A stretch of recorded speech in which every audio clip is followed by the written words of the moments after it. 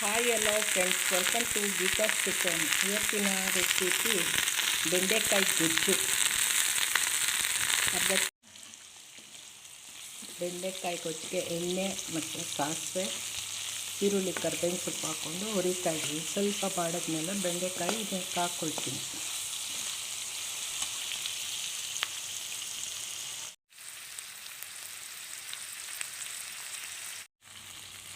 ನೋಡಿ, ಬೆಂಡೆಕಾಯಿ ಹಾಕ್ಕೊಂಡಿದ್ದೀನಿ.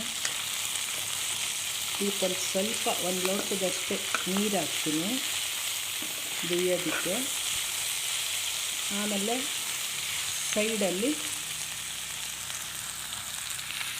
ನೋಡಿ ಬೆಂಡೆಕಾಯಿ ಹಾಕ್ಕೊಂಡಿದ್ದೀನಿ. ಇದಕ್ಕೊಂದು ಸ್ವಲ್ಪ ನೀರು ಹಾಕಿ ಬೇಯೋಕ್ಕೆ ತಟ್ಟೆ ಮುಚ್ಚಿಬಿಡ್ತೀನಿ. ಆಮೇಲೆ 2 ಈರುಳ್ಳಿ 2 ಟೊಮೆಟೊ ಎಣ್ಣೆಯಲ್ಲಿ ಚೆನ್ನಾಗಿ ಬಾಡಿಸ್ಕೊಡ್ತೀನಿ. ಸಪ್ರೇಟ್ ರುಬ್ಬೋದಕ್ಕೆ 2 ಟೊಮೆಟೊ 2 ಈರುಳ್ಳಿ ಕಟ್ ಮಾಡಿ ಫ್ರೈ ಮಾಡ್ಕೊತಾಯಿದ್ದೀನಿ. ಇದು ಚೆನ್ನಾಗಿ ಕೆಂಪಗಾಗಬೇಕು.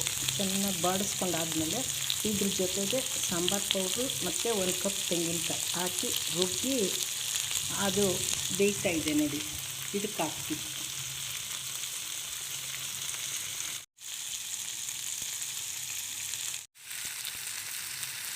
ಇದನ್ನು ರುಬ್ಬಕ್ಕೆ ಹಾಕ್ಕೊಳ್ತೀನಿ. ಚೆನ್ನಾಗಿ ಕೆಂಪಿಗೆ ಬಾಡಿಸ್ಕೋಬೇಕು. ಇನ್ನು ಇದ್ರ ಜೊತೆ ಸಾಂಬಾರು ಪೌಡ್ರು ಮತ್ತು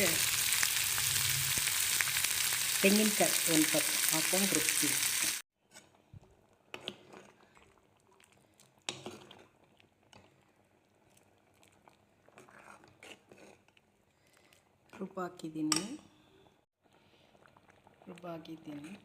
ರುಬ್ಬಾಕಿದ್ದೀನಿ. ಕುದೀತಾ ಇದೆ.